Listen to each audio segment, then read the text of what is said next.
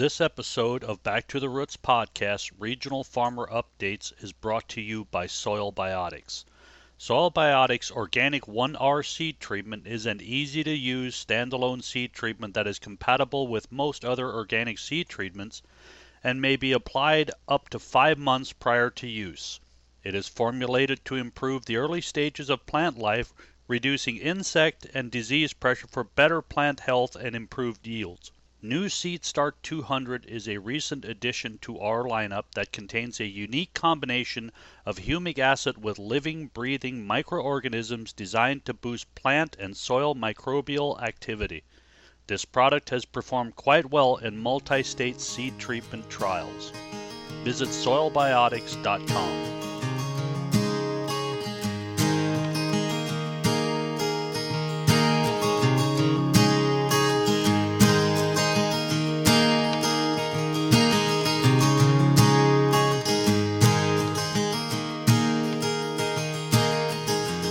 Today's episode of Back to the Roots podcast is our usual monthly farmer updates, but we did it a little bit differently this month. With it being the end of the year, we asked all our farmers to get together onto a conference call and speak to how their year went. So that's what you'll be hearing today. We went through an overview of the year. We asked them some positives and negatives that happened throughout the year, and then we open it up to allow the farmers to talk amongst themselves. We hope you enjoy this episode, and thanks for listening to Back to the Roots podcast. Sam Dobson again from here in the now cloudy and cool southeast United States in North Carolina. It's starting to look like winter here finally. We've had some good cold mornings. We're getting down into the mid to upper 20s at night sometimes and highs in the 40s and 50s, but leaves are off the trees and we're kind of settling into winter projects, which is good. I've been tasked to sum up 2020, and how could anybody sum up 2020 other than what a disaster as a whole?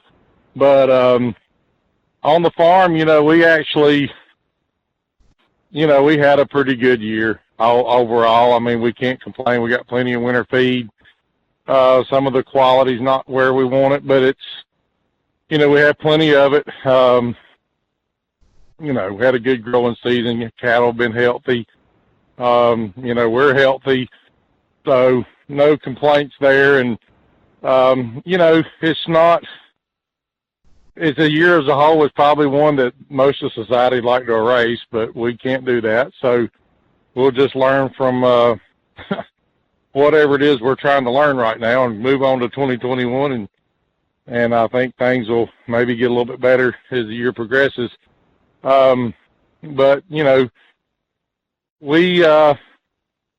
overall, we're pretty excited where we are. We're, can't complain. There's a lot of people, it's rough situations. We had neighbors that joined our property on both sides of us die coronavirus within the last 10 days.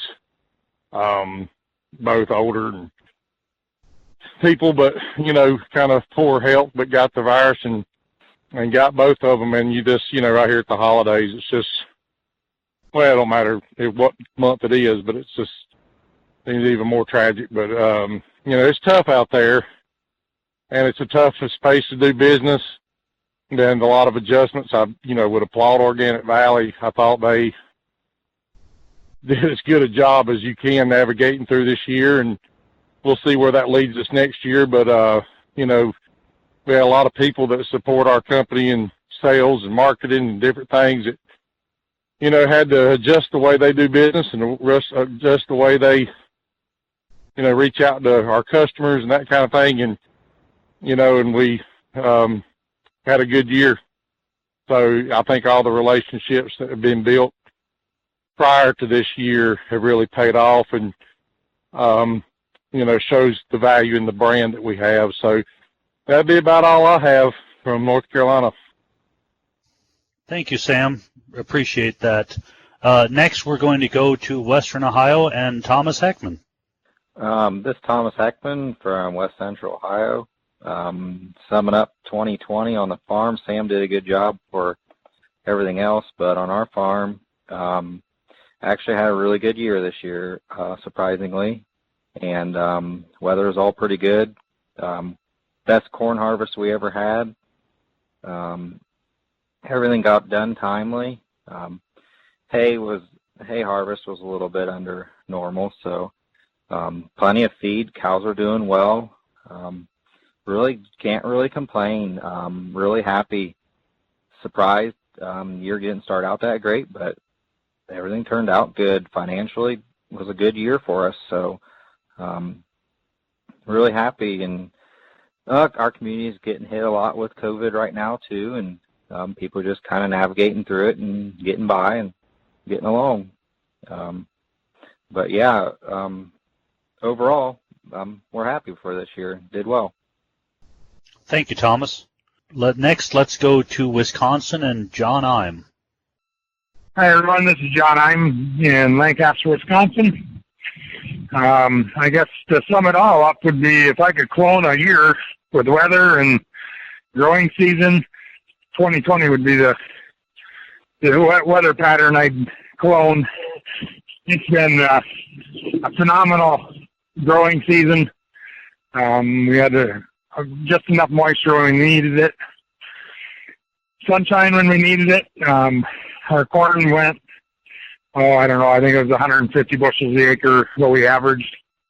Alfalfa went pretty good with the alfalfa we did have. Quality isn't quite as good, but we got it all up in good shape. Got a whole bunch of cover crops in this year that normally we don't. We usually do about 30 to 40 acres, and this year I think we got 150 acres in. So that's been a really good thing. Yeah, I guess, COVID thing sucks, but everything else seems to be kind of working in our favor. All right. Thank you, John. Last stop is on the West Coast and with Jon Bansen. Well, Jon Bansen in Monmouth, Oregon. It's been a tale of 2 years here. It's maybe it's like a Clint Eastwood movie this year: the good, the bad, and the ugly. And we saw it all. We had a pretty good start to the grazing season. Things went really well. Got out early. Got some of our first silage off early in the spring. So that was nice.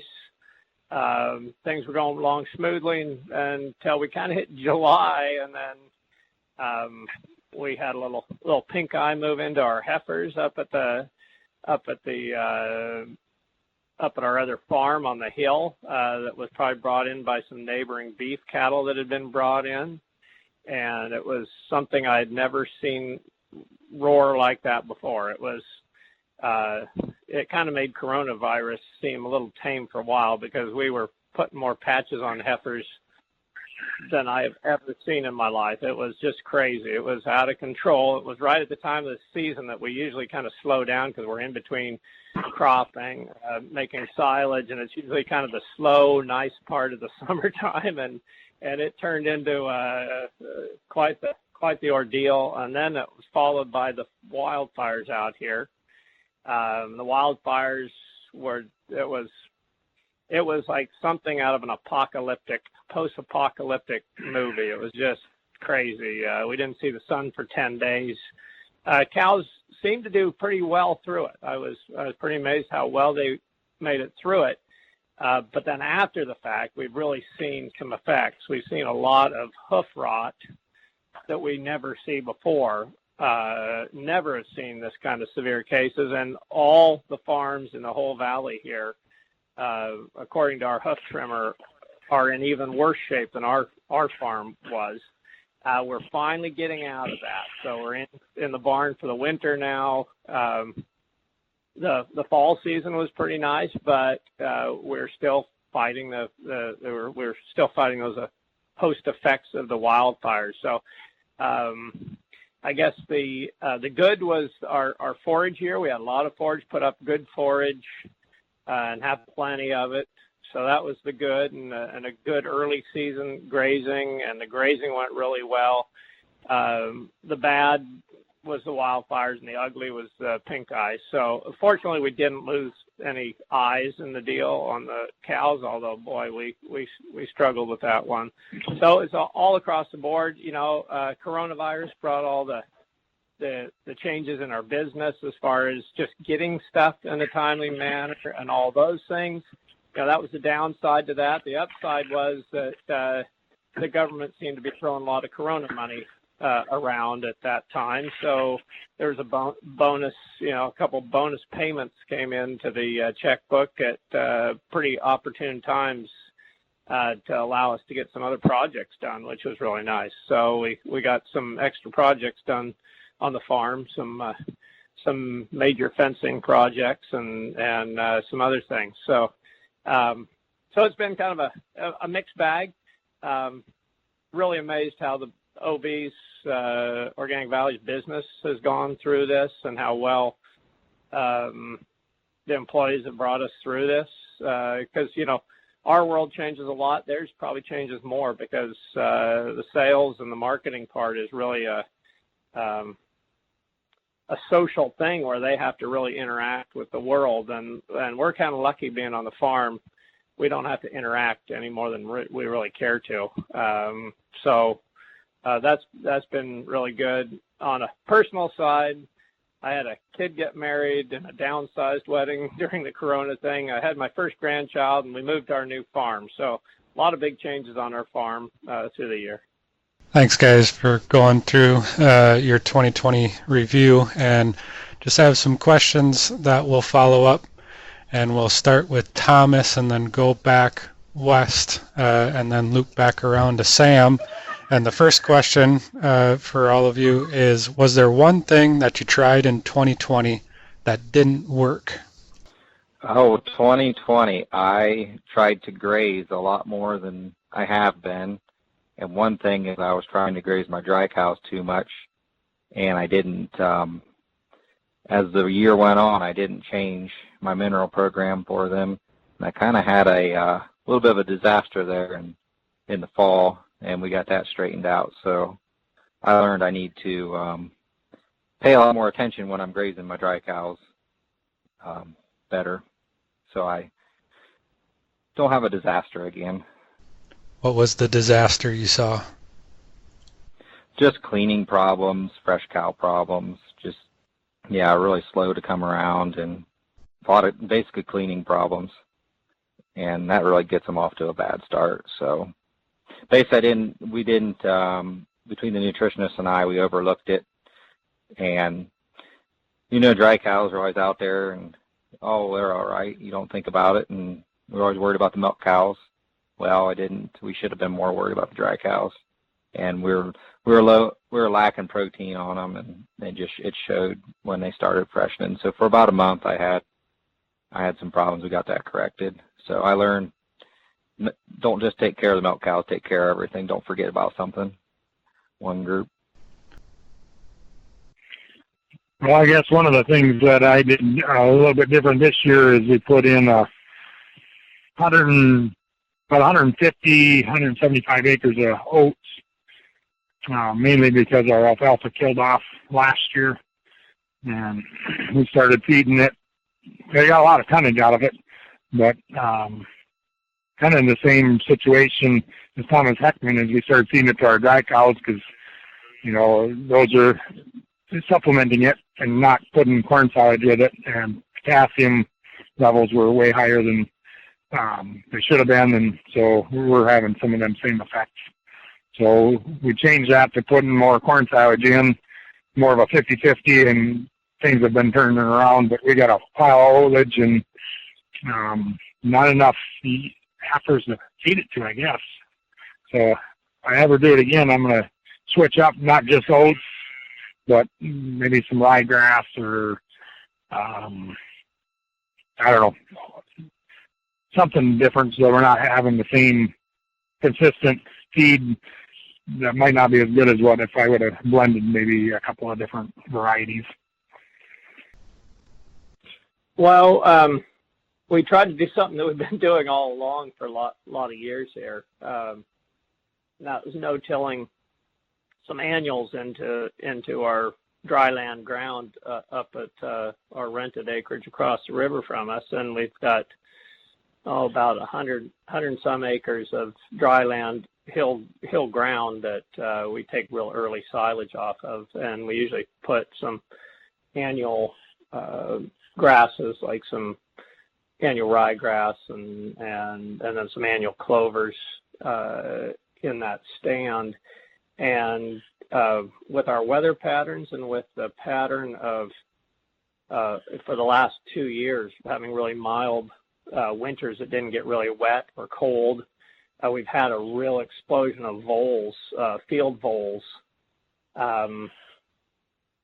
In fact, it's unbelievable that they've plowed full fields on us, just destroyed them and plowed them, and I no-tilled into those fields, and I think they ate all the seed is what I think they did, because there's little of nothing coming on those hills. So we're probably going to have to redo that, and now we're hoping for a pretty severe rainy winter to knock that vole population down. Hopefully some kind of a disease moves through them like happens every 4 or 5 years, because again, I think that had something to do. They really exploded right about the time the fires boiled up, because I don't think there was any kind of predators that could get at them, because everything was so smoky you couldn't see 2 inches in front of your face. So I'm thinking that kept predator pressure way down, which really just let them explode on us at the wrong point of the time. So we'll be having to try and do something this springtime we've never done, which is try and get in the weather windows and maybe February or early March to get something planted on those hillsides, maybe some oats or something, to see if the vole population has died down and we can actually get some feed off those hillsides. I would say something that where we failed this year that we tried is something we've tried in the past and it worked well. Was we put a lot of cowpeas in with our sorghum for silage as well as grazing. The grazing worked out fine, but the thing we ran into this year on the silage was we like to harvest our sorghum before it goes to head, and you're getting those peas at a good growing stage as well. We had a real rainy spell, was only able to harvest about 15 out of I think it was about 75 acres of sorghum that we had kind of on time. And then the sorghum started maturing and heading out, and I elected to just wait and cut it at soft dough and let the sorghum make a head.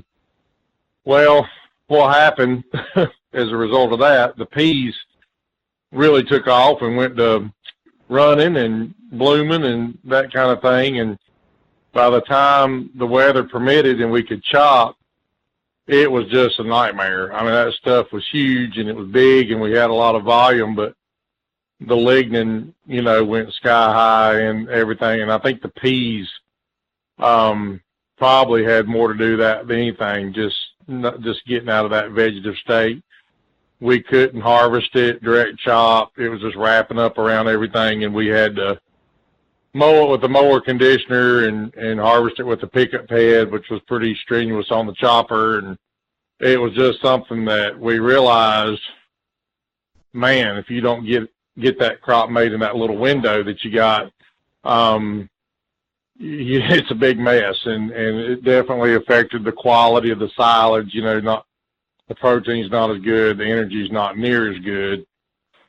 So we were a little disappointed in that. And I think the lesson learned, if we try that again, even if you have to cut it early, you just got to really be disciplined to make sure that crop gets cut before it has a chance to mature. And I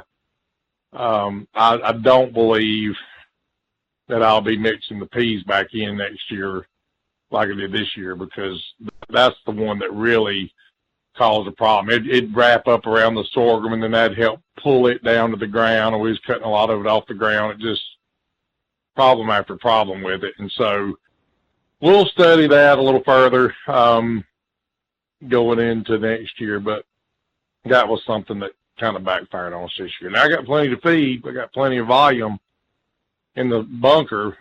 Probably made more silage this year than we have the whole time we've been organic, but you know, I'm having to buy some extra feed grain wise to just support the ration, and that's expensive, and that's it. We could have avoided that. So that'd be my story. Thank you, Sam. Now I'm going to start at John Imes and work our way west again. And the next question is, what is something that worked really great, or at least really good? And then also, what is the one thing that you learned this year that worked great, that you definitely want to try next year, or something new that you want to try in 2021? So let's start with you, John. Well, I guess, you know, for tonnage-wise, you know, I did say that putting oats in was a bad deal, but tonnage-wise, I think it really made a big difference. As far as, otherwise I'd have been way short on alfalfa. And so I guess if your alfalfa dies out, I'd like to try something other than just oats, you know, in the future, just to, you know, put some legumes in it or something that I can get a crop off the same year, but yet still get good protein and quality. So I guess that's one thing I would try next year is if I do have some alfalfa kill out, either do direct seeding of alfalfa and take just one crop off of it, or mix something like maybe peas with my oats, or something that's going to give me a little better protein and a little more digestibility. And the other thing we did this year, we grazed a lot heavier early, and then kind of rotated quicker later on, and I think that helped our grazing season get extended out. We grazed all the way up until I think it was the 1st of November. So normally we kind of start rotating fairly quick just to keep that early growth down.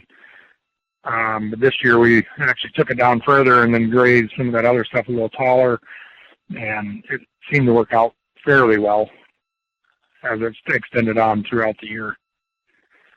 Well, we have a new piece of land up where we've just moved to that just finally got to year 3, and so we were able to plan last fall time what we could do to get some crop off of it for the springtime, and we planted a 8-way, which turned out to be kind of a 10-way mix after a couple of things that I'd planted the previous year as a cover crop, some brassicas as a cover crop that we had somebody bring their sheep in and sheep it off. That came back, so we had a mix with triticale and oats and some annual ryegrass and some crimson clover and winter peas and 2 types of vetch and some fava beans in it, and just to see how that would do, and it was a phenomenal crop. I mean, I couldn't believe, and we since we're grass milk, we needed to get it cut before the triticale popped out of the boot.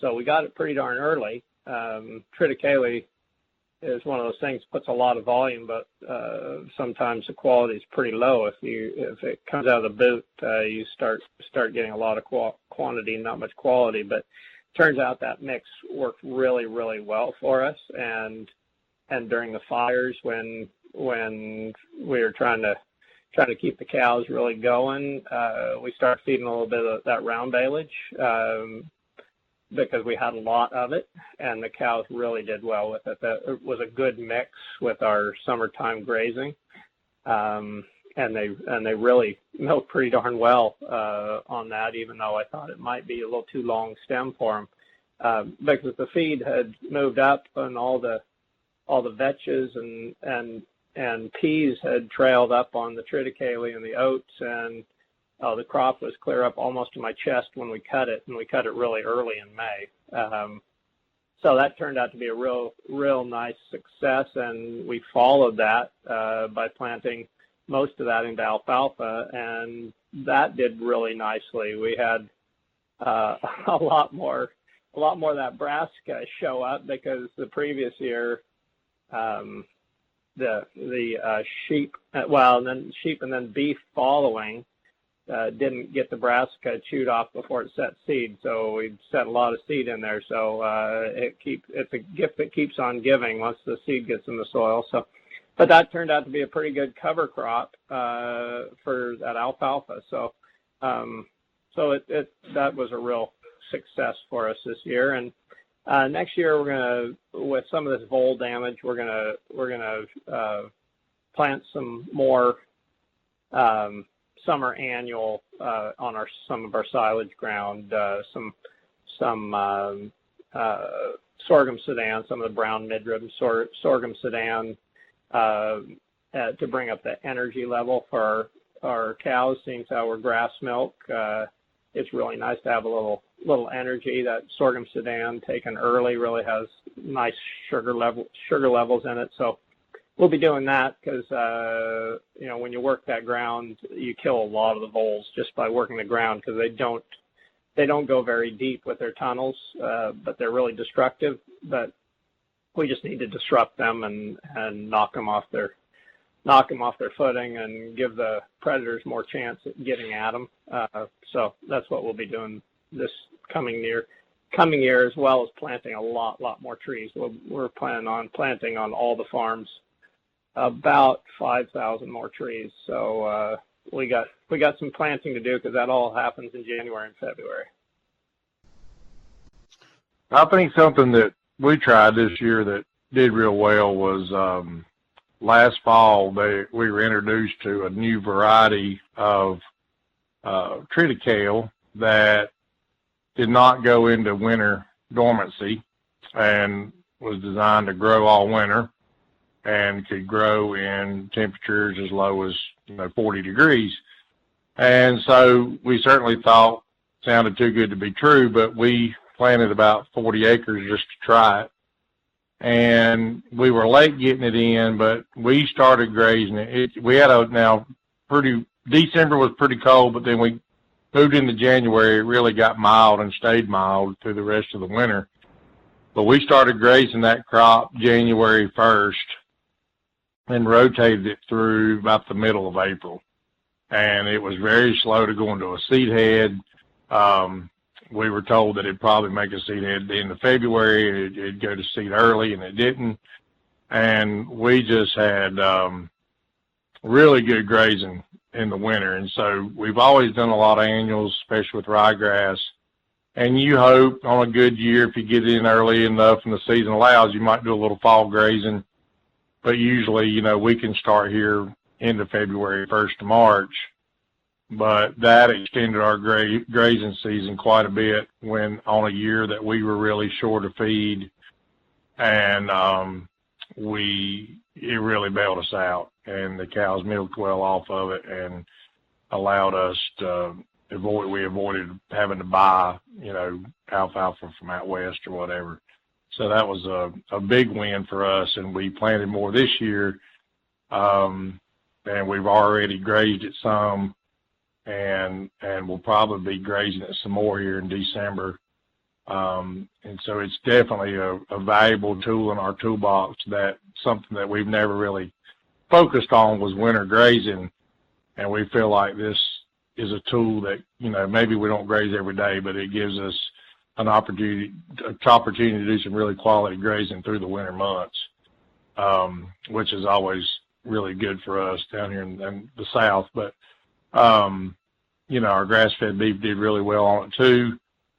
We planted some more for it as well, and we're just, it needs fertility though. It requires fertility. We had a few boundaries that I didn't get manure on or fertility on this fall, and it's definitely way behind the other.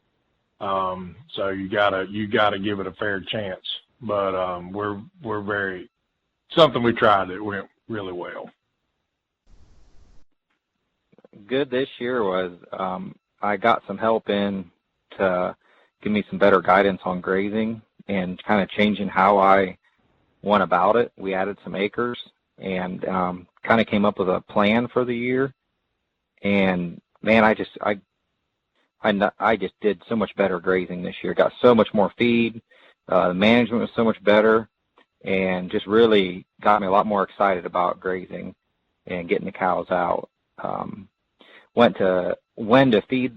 I always feed at the barn, but when to feed your TMR, what during morning milking or night milking. And I used to always feed twice a day. I went to once a day feeding during the grazing season. And man, that freed up a lot of time and made field work a lot easier. And just the whole aspect of how I went about it just made a big difference for us this year in labor and for the cows and the milk production and profitability. It just really changed the ball game for us on our farm, just getting some outside help with me on that. And so I'm really happy with that. I'm hoping to do better next year, try to get out earlier grazing than I have been, and just try to really maximize that better than what we have in the past years. And another thing is we combined triticale this year. This is the second time we did it, but it's been a few years, and we're feeding that, and that's saving some corn, and I think it can do well. We did 65 this year, but I know I can do better. I just had spots where I didn't get a good application of manure. Like Sam says, it does take fertility, but I got a lot of good straw off of it, and that's nice for bed and freestall. So I'm hoping to do better with that, keep moving forward on that. But yeah, those things really helped me out a lot this year. Saved on corn and saved a lot of feed by doing a better job grazing and adding some grazing acres. So really happy. Awesome. Well, thanks everybody for sharing. And now what we wanted to do was, you've all gotten a chance to hear how the year went, some highs and some lows, and just wanted to open up for you guys to talk farmer to farmer. So if you have any questions about somebody's operation or advice for your own, just wanted to open it up for an opportunity to do that. And I think we're just going to go one by one. And if you have any questions, you can ask away. So, Jon Bansen, do you have any questions for the rest of the group? I'd like to find out those, and probably maybe John Imes, the one who does it most, tips on alfalfa management, how to keep a stand going.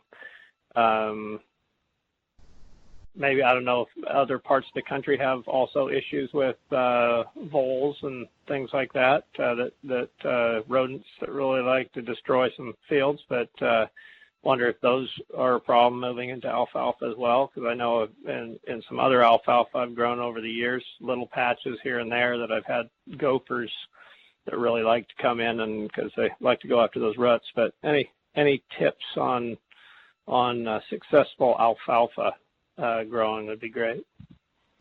Yeah, I used to be able to say I always raised good alfalfa, but the last 3 years I've had a lot of winter kill. And as far as voles goes, I've never heard of voles until I started talking to you, John. So we don't have any issues with that kind of stuff here. But one of the things that I've been doing, and it was working up until the last 2 or 3 years, and I don't know if it's my planter depth or my timing, but so normally we do a winter wheat or a winter rye, and right in the spring when it's 6 to 8 inches tall, we no-till basically alfalfa right into it. And this year when we did so much oats, stuff I actually combined, the alfalfa looks way better than the alfalfa that we took silage off of, which is backwards most years. Most years you take cutting a silage off your oats or rye or wheat, and the alfalfa just comes in just gangbusters. So balanced soil is one of the biggest things we tested, and we were a little bit low on calcium, and so we haven't put any on for 3 years, because we had always been fairly decent with it. So I'm hoping with the amount of semi-loads of calcium I put on the field this year that my alfalfa will look a lot better. How about phosphorus? How do you apply some rock phosphate or anything on it? Because I know it likes a little phosphorus too. Yeah, so we put a lot of manure on, and so we don't put a lot of rock phosphate on. About 5 years ago, we did, and it didn't seem like it really helped. But after the last 3 years of having bad winter kill, I think we're going to start putting rock phosphate back on. But part of the winter kill, I think I just blame on the weather. We had for the last 3 years, we had spells in the middle of the winter that, thawed pretty much everything and then froze hard as heck. Well, that ice on top of it you could tell right where the pockets of low spot where it didn't drain out real good. Those are the spots that really killed off. Your knolls and stuff, those seem to all be good. Good seed. We've noticed good seed makes a big difference on alfalfa. And we try to find something sourced from the conventional world. And it seems like that made a big difference for us, just getting it started. And we always start under oats in the spring. And I just found out that, and I don't know if this is true or not, I got to check with the certifier, but I talked to another organic grower, and he's using regular potash, because we always need potash here. And so that's something we've been lacking. We've had a lot of winter kill, like John, and just crazy. We normally don't have that problem. So the last 3 years have been hard on alfalfa for us. But for us, when we went organic, it seemed like seed was the biggest drawback for us, is getting something that grew well for our area. We used to grow a lot of alfalfa here when we were conventional, and we have some organically, and hadn't had quite as much success, but not giving up on it. I about put some out this year and elected not to at the last second, but for us it was always, pH. We really always concentrated on pH, making sure it was a little higher. We like to be, 6-8, maybe even higher on alfalfa ground. Down here in the South, alfalfa, the biggest issue, of course, is heat, and it's finding varieties for us that can handle the heat. But aphids is also a big problem, and we were kind of tipped off by some guys that organically that molasses was the best thing for the aphid, and we have actually found that to be extremely true. Is you spray some organic molasses, and it's some fertility there that's good, but it also, for whatever reason, they say it's that the aphids don't have a pancreas and can't handle the sugar, and they founder on it. I don't know if that's true or not, but whatever it is, it works great as far as that goes. But for us, it's all about just finding a variety that's adaptive in the South, and then it's all about fertility for us. So. I'd like to make one other comment that I learned in the last 3 years is when you're buying alfalfa seed, really pay attention to how much lime they put in it and how much hard seed versus regular seed. We were always putting about 15 to 17 pounds of alfalfa seed down, and then about 5-6 pounds of grasses. And when we had the one really bad winter kill, we started really looking into our seed and found out that I was only putting on about 8 to 10 pounds of alfalfa because there was so much lime and stuff in it. And so we've really been paying attention to between hard seed and the lime that's in it. And I think this year, so we'll see what next year brings, but we put 24 pounds of alfalfa down with only a couple of pounds of grass, because grass seems to always come through anyways. I'll second that, John. This is Thomas. I'll second that, because we upped our rate seeding alfalfa, now that you say that, for basically the same reasons. And we backed down the grass, because it seemed like the grass was always taking over.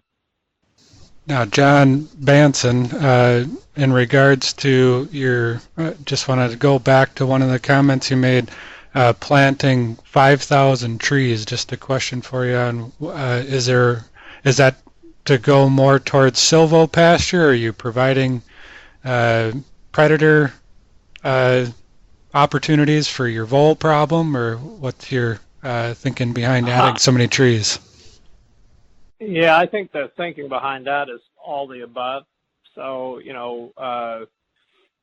since we're grass milk, and all the work has to be done in the pastures for the cows, we really want to be more comfortable out there in the pastures. So part of it is we're putting strips that run north and south, so they have shade in the daytimes. So they'll have afternoon shade on one side and morning shade on the other, depending on which side of the fence they're on. So a lot of it's to do with that. Some of it is to do with having predators be able to have spots to look out for critters, for voles and whatever else they're hunting out there. Part of it is just because I want to plant some stands of trees in other places, filling in areas that really aren't utilized much. Creating maybe possibly in the future some silvopasture at the new farm. It'll take a lot of years, and I might not even be around when the silvopasture gets really going good, because it's much easier to do silvopasture if you start with existing woods and thin it out to your needs instead of trying to grow your. What I've really found out, and a lot too late in life, by the way, a lot too late in life, that it's much easier to cut a tree down than it is to grow one, because everything wants to come after those trees. Between the voles and the deer and the elk and you name it, summer drought, whatever, it's a little bit of a challenge to establish them, but we're throwing a lot at them and trying to get them well mulched so they can make it through that drought. And then on the one farm, we're going to have to spray some of that deer repellent on them. It's some type of blood product called plant skid on some of them to try and keep the deer off of them a little bit. But it's a multifaceted reason we're planting all the trees. I think it fits everything. And besides, if I walk my farm and the places I find really cool, they're always the ones where you're dipping in and around trees.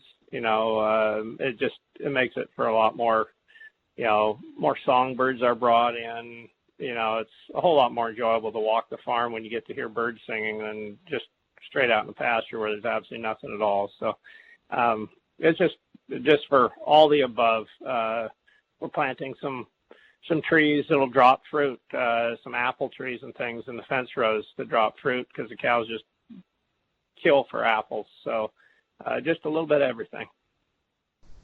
Just maybe one quick follow-up question. What kind of grasses when you put grasses into the stand of alfalfa, and will you go in and no-till if you have a weak stand versus taking the stand out? Yeah, we do meadow fescue, and we do it right in, and we don't have very good luck no-tilling into a weak stand. Orchard grass, and that's just because that's what Dad and Grandpa did for how many years, so that's what we stick with. And I've never tried no-tilling in the spring into a fall wheat, but I know my neighbor Dan Fulenkamp does it, and he has some luck with it. But we've always just sowed it with oats in the spring with the grass seed box, and we'll either chop the oats or combine them either way. So we're primarily we've always mixed a little orchard grass, but then I think did any of you guys, I don't know if any of you guys mess with Festoium, but that's something they're really promoting down here. And I think it's a little more palatable maybe than the orchard grass down here. We can't do meadow fescue down here in the south this far down, especially not with alfalfa. But the Festoium, they're finding out it feeds real well. It feeds a little better than the orchard grass. And that's probably going to be what I mix with my alfalfa next time to try. But I don't know. I'd be interested about that if any of you have any experience with the Fistoliums. I usually, when I'm putting my pasture mixes in now, I'll put in, the last one I put only 10 species in of different things between grasses, forbs, and legumes, and I did put Fistoliums in. I put Fistolium in before, but the thing about my mixes is it's kind of hard to tell what's what out there, and I wouldn't say I've seen something that just sticks out that says that's Fistolium and it works really well. Where I've put it before, I planted a little test plot. It seemed not to really last very long in my stands, but that was. It never means as much if it doesn't last very long as a straight stand versus a mixed stand, because I find mixed stands of multi-species work differently. There's a whole different dynamic going on there because everything's kind of supporting the other thing, and I've had a lot better luck with survivability of different species when I have multi-stands. So, I put it in the mix because it's a seed available to me, and I've heard the cows do really well on it. But as far as being able to pick out and saying, yeah, that's the one that's really working well, I don't have a whole lot of experience picking that out as something that's really done phenomenal well here. Sam, there's a lot of farmers in this area of Ohio that are starting to use it, but if I remember right, my brother Tim told me that it does not work for dry hay. It's really hard to dry down. But there's a lot of people putting that in their pasture mixes here. I actually put it in my new seeding this spring. We've used it for 2 years. That's interesting about the dry hay. I think we wrapped most of what we had and grazed most of it. Because we started out with it in a grazing mix, but I sowed about 25 acres this fall with red clover, and really curious. I did some fields with just Fistolium and clover, and I did some orchard grass and clover fields, and then I did some fields where I mixed all of it together. And so I just figured that'd be the best way to do a trial on it, but the data I've been seeing is that, it feeds out pretty well. So I'm pretty curious about it. I would be curious to, what everybody kind of envisions for next year. I mean, where we see we're going.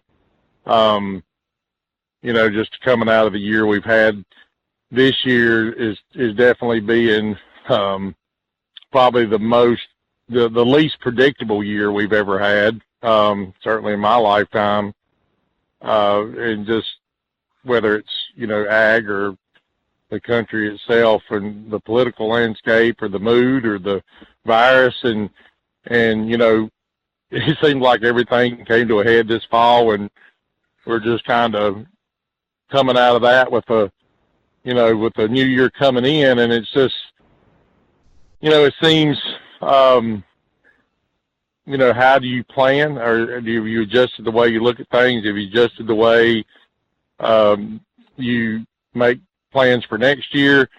I mean, on the farm side, it was kind of business as usual for us, and we're kind of keeping going with our plans of improvements with facilities for next year. I mean, we certainly hadn't seemed to make any adjustments. If anything, I'm a little more, for me personally, cautiously optimistic, more so going into 2021 than I was going into 2020, as far as the co-op and, being in organics and doing what we do. Just kind of curious where everybody else is coming out of this year, going into next year, with just your overall view of things and where we're headed. I don't know. I'm saying, I'm kind of excited about 2021 because it seems like our milk market's doing well, and I don't know. We had a good year this year, feed and financially, and farm-wise, the outlook looks good, unless we got some outside factors that really really affect us. But I thought we were going to have more this last year. We were really cautious on the farm, just with spending and everything, just kind of worried about what was happening, and seemed like we maybe wouldn't have needed to be. So I'm pretty optimistic. But I was wondering, are you doing any improvements with lumber? Because lumber is outrageous right now for us. It's the same here. We're actually building a pack barn, and I should have built it in 19, and I put it off a year. And lumber, just because of lumber and concrete, the cost of the building went up $35,000 just in materials. I was able to change and went to metal trusses instead of wooden trusses, and I got about half of that back. So yeah, lumber is a big issue. It is down here too. Yeah, we're going to just kind of go as business as usual too. It seems like everything's looking up. Well, I'm going to be the naysayer in the group here, I suppose. We're going to play it more conservatively coming into this next year. And the reasoning behind that is because kind of the lag effect, and I saw that in the fires and the lag effect on the cow's health.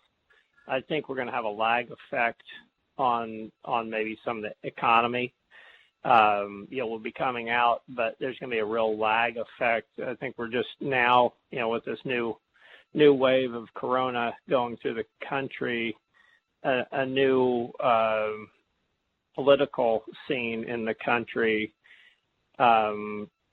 It always goes a little squirrely in that kind of a scenario. So it seemed like there was politically, and I'm probably stepping on a landmine here with listeners, I don't know, but it seems like there was a lot of emphasis on keeping farmers happy politically.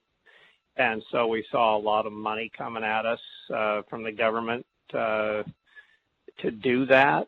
And I don't see that happening this next year. I think we're going to be in a situation where those little bonus checks showing up are not going to be showing up this next year. I just don't see how it's probably economically feasible for the government to still keep printing that much darn money.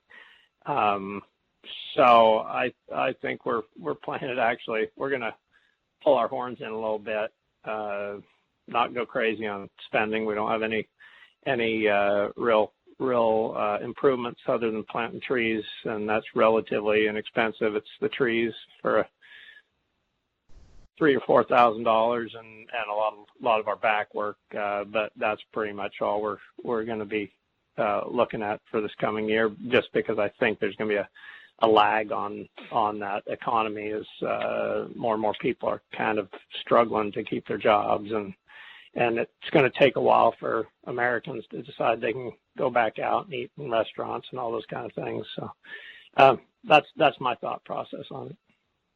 But traditionally, when we've had a slower economy as a whole, it's usually been better for agriculture as a whole. But I think where this year is different is kind of what you're saying, John, with the restaurants like they are, and with the way consumers are buying. I'm really curious if there is a recession, which I think there will be. I think you're right. And you see a big downturn in like the stock market and the dollar. Normally that's a positive thing for ag, and correct me if I'm wrong, but I think it's kind of even been positive for organics. But I wonder if this year is not kind of a new situation that maybe we hadn't seen before, at least in a long, long time, and will both kind of similar to the late 20s, early 30s. I don't know if it'll be surely not that bad, but where you see both sectors, both commodities and stocks, struggle, or is it going to be kind of the normal trend? I think that's the big question that the business faces and we all face with our own businesses going into the coming year. Yeah, I think the organic sector, milk sector, has done really well this year just because of people not going out, and when people eat in, they drink a lot of more milk, and the things that we sell do really well. And as that changes, as the people start getting vaccinated and say, hey, let the good times roll again, and they do start going out, that's probably going to drop some demand for us. So I think that's another thing to be cautious about, as not only the co-op, but the farmers as well. I think the co-op's business-wise doing really well at figuring things out, but just because you figure them out doesn't mean it doesn't affect you. So. All right, Thomas, you want to take a chance to ask any questions? Yeah, I'm wondering how you guys put up your feed. Baleage, or you chopping your hay, your forages? And if you're doing baleage, are you doing individual bales or inline wrapping? Because I'm doing all baleage and inline wrapping, and I'm thinking about going to individual bales with a baler with a wrapper on it, like a combo unit. If anybody has anything like that, or what you're doing and what you like about what you're doing or don't like. Yeah, so we've always done individual wrap bales for baleage, and then but this year we chopped a lot more than what we normally do, trying to get away from so many individual bales because it's a lot of plastic. But I do like individual versus inline. We have our own individual wrapper, and we had a few issues a couple of years ago, and so I had to hire an inline wrapper to come in and do it. And it takes so much space if you do inline, and you can't stack. Where now when we do our round bales, we can stack them too high, so three in a triangle usually, and it works out pretty good. But I am kind of leaning more towards bunkers or bags, just trying to eliminate how many dry bales I need to try to get and put up a little better quality, I guess. Well, we've always done the individual wrap bales. Back in the day when we first started, we had a wrapper that wrapped out in the field, and then we hauled them back to the stack, which worked okay for the fact that we were short on labor, so you could get everything baled and wrapped out in the field and then go get them later. The problem we saw with that was that just the process of moving them, you'd have more tears and rips. It's just hard to not have some more issues. And also birds, sometimes crows would come and peck holes in them, or deer would come poke holes in them or chew into them, or heifers would get loose and out they'd go. And the first thing a heifer does if they see a bale out in the middle of the field is go chew the plastic off. So we went away from that years and years ago and started wrapping at the stack. And we do all individual wrapping, partly because we have some real steep hills, and so it just doesn't line up with chopping and putting it in a pit. But the other side to it is we find we get a lot better quality. We can go in, I love when we're doing our baling because we got a good crew now. Both my sons are back at the farm, and my son Ross rakes the stuff we usually mow one day, kind of afternoon mow. Next morning, Ross will rake it. I'll be behind him on the baler as soon as it's dry enough. Sometimes that's right away. Sometimes that's a few hours out.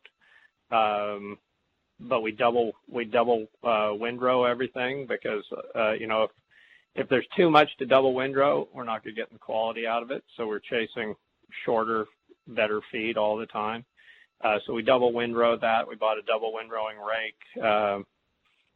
He rakes it, I bale it, then he starts hauling back to the stack, and my son Kai wraps it and stacks it. And end of the day, we have really high quality feed, very few tears and rips, because even on those individual bales, we find that even if you patch them, as soon as you rip them, as you're putting them in the stack, you still are going to have a little quality issue on some of those bales, even if you do a really good job of taping the bales up. But we find that our quality, we can really control our quality really well that way. And the downside is there is a lot of plastic, and the bigger downside is since China quit taking plastics, our recycler has quit taking that plastic. They took it for years and years and years, and now they've stopped. We're hoping maybe there's a new market that will show up to take that. That's the downside that I really don't like about the whole process. But as far as feed quality, we hardly ever open a bale that's just not top-notch quality, and stores really well, easy to handle, easy to feed. We don't have a mixer wagon. We just have a spear that has a hydraulic deal on it. You spear the bale and you unroll it to the cows, and it takes one guy about 20 minutes once a day to feed the cows their baleage, and so it's really low labor as well. Not only high quality, but low labor. So that's what we've always done. We're sticking with it for now because it really works for us. Yeah, we also use the individually wrapped bales.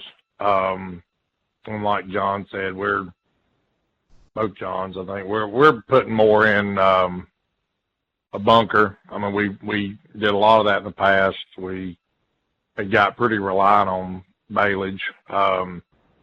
And for the simple reason that it's a lot of plastic, and it's, the worry about the tearing and that kind of stuff. We kind of went back to more putting the silage in a bunker.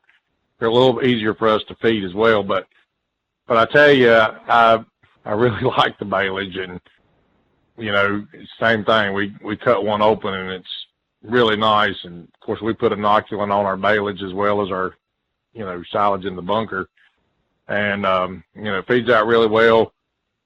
Seems like with the baleage we get just maybe a touch more butter fat for and the chopping everything with the silage chopper.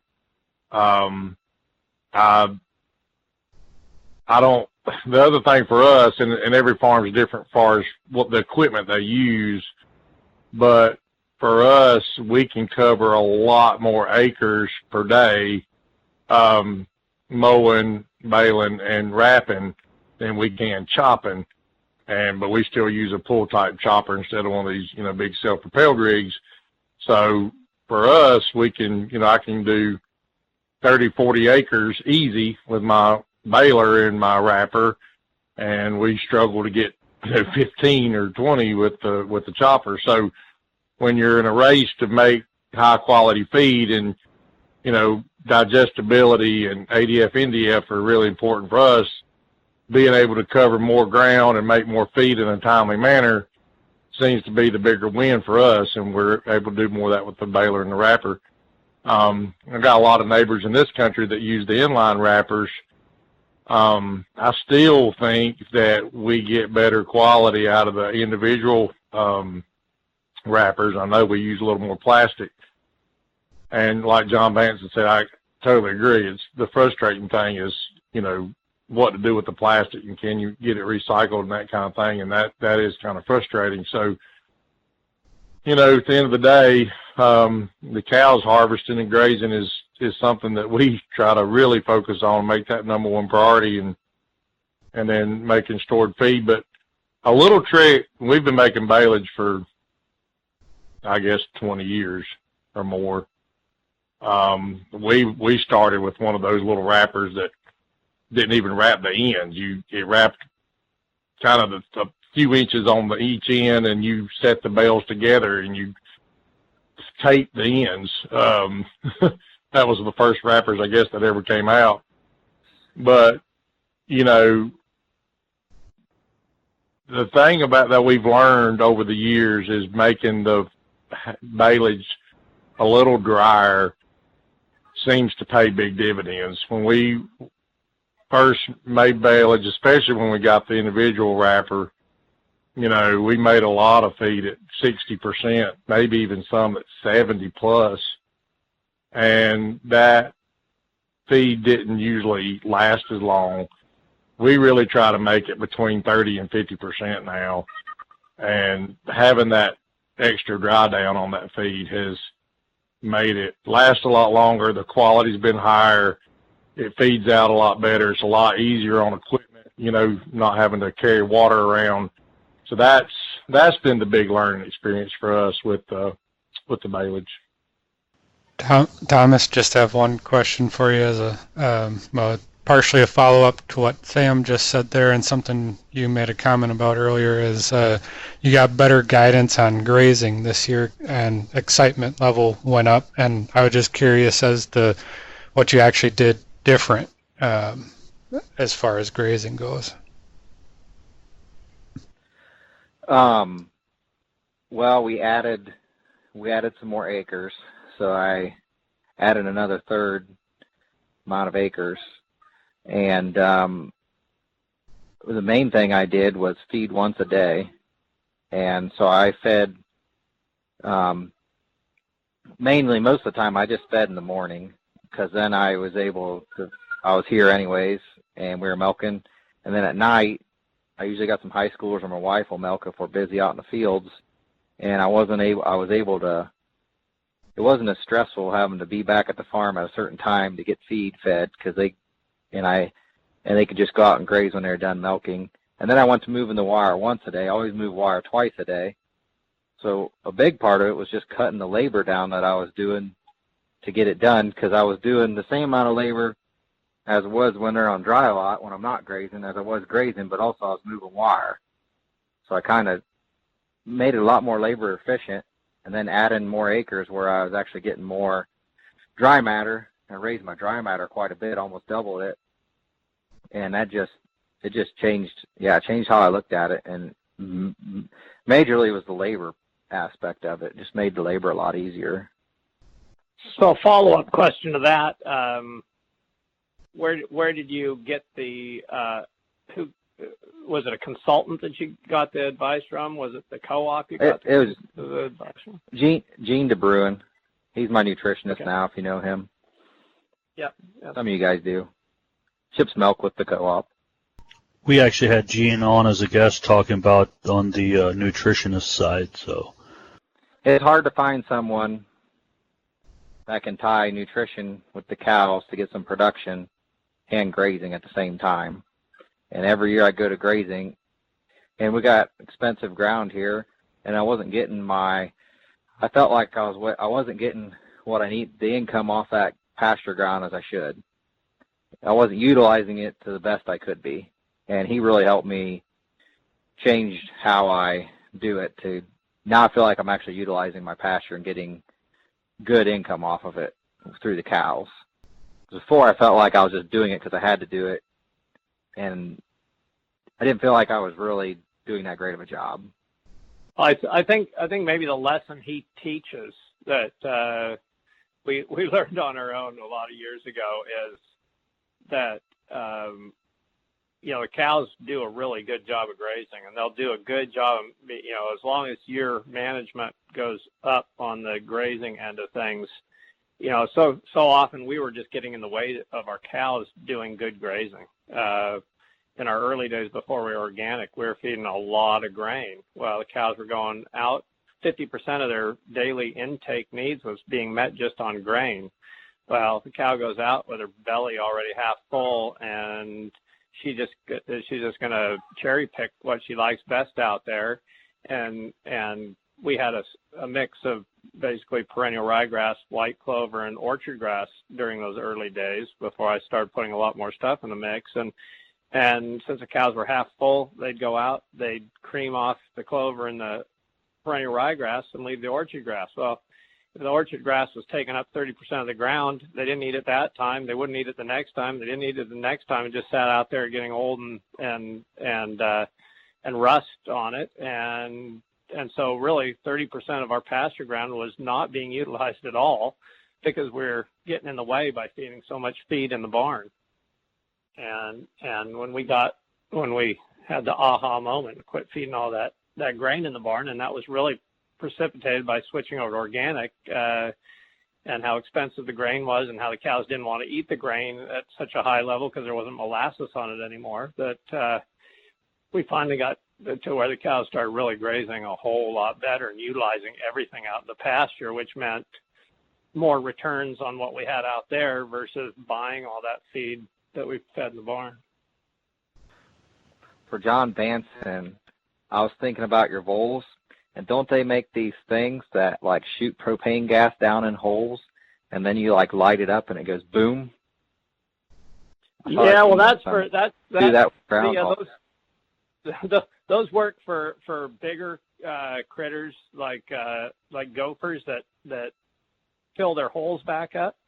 The voles just put copious amounts of holes all over in their patch, and there's no way you can blast them out of there because if you did that, they would just the gases would dissipate in all those holes, and you wouldn't really have an effect. And the problem about voles is just sheer numbers.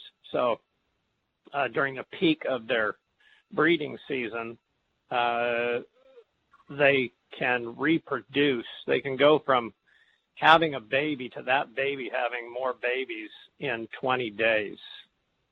So if you start doing math, and every 20 days a new generation is dumping a lot more babies out, and the parents are still dumping babies out, and the grandparents and the great-grandparents are still dumping babies out. You can go from one pair of voles to thousands of voles in one season. And it's just a sheer number thing that gets you, and then they just start spreading out in territory and just taking everything over. So it's definitely you gotta hope for something that rips through the vole population and takes their population down, whether it's extreme flooding weather event, because if it gets wet enough out in the fields, a lot of times a lot of them will flood out dead. But oftentimes you got to hope for some type of a virus moving through them. Right now I'm sitting here. That sounded like fun. Yeah, I just thought Thomas, it was fun, after your comment, Thomas, I just imagine John out there like Bill Murray in Caddyshack. I used to have one of those to go after gophers with back in the day. I had a gopher blaster. And it's not quite as fun as you'd think, because you put the wand down an open hole, and you had two triggers, one that you'd open up to put the gas, and it was oxygen and acetylene, I think, that was going down there, mix. And so you're putting this gas down that hole, and the other one was the trigger that started that lit it up. And there was always a back blast from it. So you had a big old helmet on. I had to go to wearing really thick gloves because otherwise my hands were just getting blasted because that back blast coming out of that hole that you have your wand stuck down. And I started getting kind of the jitters every time I pulled the trigger because you didn't know what was going to happen. And one time I pulled my truck out in the field, and I was doing it, and I hit the trigger, and the gopher had a series of holes went all the way around my truck. I basically blew a moat around my truck because it just blew all those holes up and threw dirt all over my truck and all over me. So it seemed like a great idea at the time, but I just got the yips so bad I couldn't stand pulling the trigger anymore, so I quit using it. John, it's more of a backyard solution, but we've got a lot of moles and voles here in Michigan, and a temporary repellent has been castor oil or something that smells real bad. They make, like I said, for backyard use, they make pellets that you can put down to repel them. And then one thing that I have used, because I don't know what they're going after out there, but I know around here the moles and voles are attracted by the grubs, and we've got a lot of the Japanese beetles, so the grubs are really bad. And I used milky spore. Again, it's a backyard solution. They might make a more of a commercial size, but what it's supposed to do is the grubs eat that milky spore, and something in it makes them explode, and then whatever that milky spore is, when the grub explodes, another grub will come and eat that and explode itself, and eventually the moles will stop being attracted by that. So I don't know if that would be something to look into, but we've got a similar issue just on a backyard scale here. But let's wrap it up with John. Do you have any questions for the group? Well, one question I had for Jon Bansen is, you said you had a lot of pink eye. What did you do to combat it? Well, that was we put patches on them. So we had old pairs of jeans, and I started rummaging and trying to find more and more pairs of jeans. And then we went and got the professional patches. They're called Bullseye, and you just, when we see one breaking out, unfortunately at the other farm we don't have a barn, we don't have a chute, we don't have anything, so we would have to drive our cattle trailer up there and set a temporary corner corral up and get the heifers behind poly wire, the hot fence, and then try and work them around. We became pretty efficient at kind of making a circular chute to get them into, but it was also tough because when you had one that was blind on one side, if she was blind on the side of your single poly wire, she didn't care whether she ran through it or not because she couldn't see it. So you had to be really careful, and you had to have we had to have 3 people up there working it. So you'd have an outside guy hollering so the heifer would stay away from the wire if it was on her bad side. And we just put patches on. The problem we had, and we'd never seen this once ever in any pink eye, and we've had relatively few pink eyes here on this farm ever. About 15 years ago, we had a couple of years of kind of what I thought was bad pink eye, which really seemed more like a terrible mild case compared to this year. That we'd patch one eye, and then the heifer would get in the other eye. So now she's blind in one eye, and you had the other eye patched. And several heifers, we had to go out and lasso in the middle of the fields because they couldn't see where they're going at all. And then we had to bring them up to our other barn and just use some wound spray in the one eye, leaving the patch on the other. Every now and again, we'd check under that patch. If that eye got better than the other one, we'd take that off and put it on the other eye. But we probably had, out of a group of 80 heifers, I don't think 4 of them made it through without at least one eye getting it, and we probably had 30 of them get it in both eyes, and we've never seen that. It's just never. It was a nightmare scenario. We all kind of have post-traumatic stress disorder about it, and we actually had the vet take some samples out of the eye, out of a couple of the active cases, take some cultures, and they're actually making us a personal vaccine off of those exact cultures that we will be getting here in the next couple months. And then it's kind of an expensive procedure, way expensive, but none of us want to relive that. So the whole heifer herd will be vaccinated this year, double doses of that vaccine to hopefully not have to live through that again. So basically, you just put patches on and didn't treat them with anything when you did it, or did you do a wound spray and then cover them up? We'd often put a wound spray in there first and then cover it up, and it kind of depended on the severity of the case.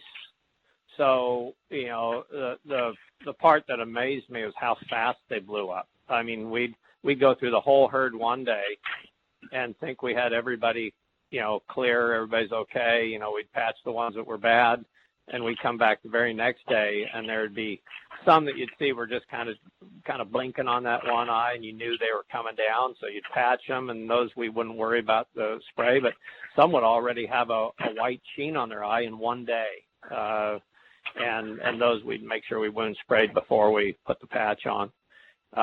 But it was just it was nightmare scenario. The funny, well, not the funny part, but the odd part is we did have two cow, one heifer and one cow, because it came when we brought a Springer back that we had to get back here that I had a patch on. Evidently, it escaped out of the patch through a fly, maybe there's some tears or something, and we started getting some in our milk cows, and we've never in our history of our farm nor on my father's farm ever had pink eye in a milk cow, an adult milk cow. But we had to put a bunch of patches on milk cows. It wasn't quite as severe, but the only two cases where they're going to retain a milky color of the eye, it's not all puffed out, but it's going to be a milky layer for the rest of their lives, was actually a mother and daughter. So we don't know if there was a little bit of genetic weakness, predisposition for that, but Shasta and her daughter both are going to have a milky white eye for the rest of their lives. So it was something I'd never seen. I hope never to see it again. It was one of those things that just when you think everything's going smooth on your farm, just wait, something will come grab you. Well, and that's why I ask. Every year we always have, I don't know, probably a dozen cases, nothing to your severity, but bad enough. And I was just curious how you tried to stay out of it. Yeah, the patches seem to be really effective because you're taking out any fly activity on that. So you're taking out the ability for that animal to really spread it easily to their neighbors. But pink eye is so affected by the sun, the UV rays really energize that pink eye, which will cause you a lot more damage in the eyes. So for several reasons, those patches really work well. Now, there were quite a few of them, and we found that the gene patches that we cut out of blue jeans stayed on longer and better, and those expensive store-bought shut eyes, they're called, they would come off easier. So unfortunately, we'd patch some heifers, and then they'd rub them off, and then we'd have to go put them back on again repeatedly. And it became kind of, more problematic, because if a heifer's been caught once in a trailer to get a patch, it's one thing. If she's done it 3 times, she gets a lot more wary, and you have a rodeo on your hands. So we don't like being cowboys. I can vouch for the patches. I have some Herefords who I also call pink eye factories, but I have pink eye every year, and those patches work really good if you can catch them to do it. So, well, guys, I think we're going to wrap it up here. I really enjoyed the conversation, and I want to thank all 4 of you for taking the time on a monthly basis this year to do these reports. I thoroughly enjoyed talking to you guys every month. We're going to do a little bit something like this next year. We're not sure what it's going to look like, but people tended to like the different climates and the different regions. So I want to thank you all very much for being willing to do this, and I hope you guys have a great Christmas and a great 2021. Thanks. Thank you. Thank you. Yep, Enjoy. thanks, Mike.